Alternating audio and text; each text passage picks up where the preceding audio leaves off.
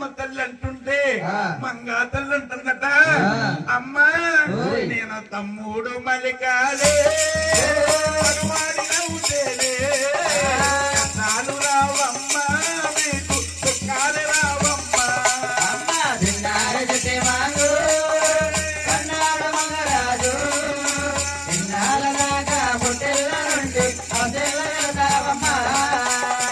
తమ్ముడు మలికే మగవాడిని అయితే నీకు కష్టాలు రావమ్మా, దుఃఖాలు రావమ్మా, నీకు దుఃఖాలు రావు తల్లి.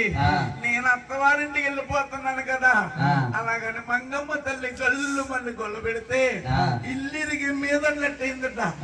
ఈ లోపల పల్లకి తెచ్చారు. పల్లకిలో మంగాదేవి కొలుపు తీరింది. మంగాదేవి తల్లి గారు మోర్చిపోయి పడిపోయిందట. పైకి లేచి మంగమ్మ తల్లి తల్లి అంటుందట, అమ్మా నువ్వు వెళ్ళేటి దానివే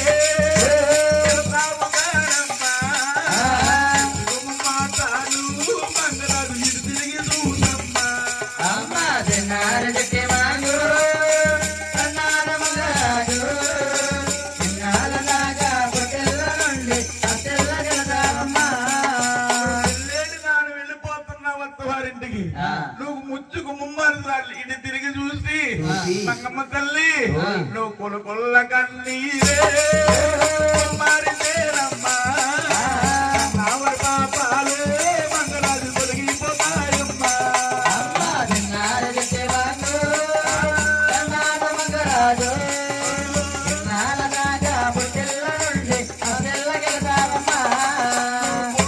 కన్నీరు కుమ్మరితే మంగమ్మ తల్లి నీకు మాకు కన్నవ రుణము అందరితో నీకు మాకు రుణము తీరిపోద్దమ్మా.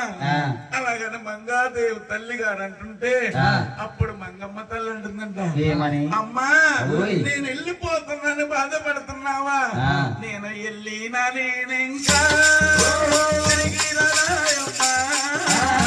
నష్టమైనా కానీ తల్లి నష్టమైనా కానీ